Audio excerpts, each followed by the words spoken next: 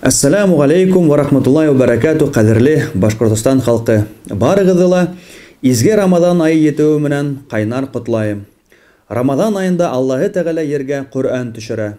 Рамадан айында Аллаһы Тәгалә яннәттең бар ишекләрен дә асып куя һәм дә яһәннәмнең бар ишекләрен дә яба. Рамадан айында Аллаһы Тәгалә бар шайтандарды сылбырга бәйләп куя. Рамадандың һәр төнендә Аллаһы Тәгалә яһәннәмгә юлланган кешеләрне коткара.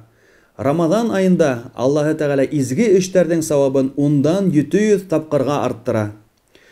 Рамадан айында урда тоткан кешеләр өчен Аллаһы Тәгалә айрым савап әзерләгән. Уның хисабын, уның күләмен тик кыямәт көнендә генә без күрәсәкбез. Ата-әсәнең балаһына карата дугаһы кабул буласак, юлсының дугаһы кабул буласак, һәм дә урада тоткан кешенең дугаһы Аллаһы Тәгалә тарафынан кабул буласак.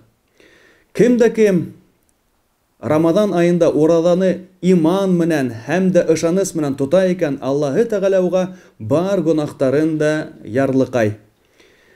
Кадерле дин кардәшләр, әйдәгез Рамадан айының бар мөмкинлекләрен дә кулланып калайык. Ошо айда изге эшләр эшләргә тырышайык. Ассаламу алейкум ва рахматуллахи ва баракату.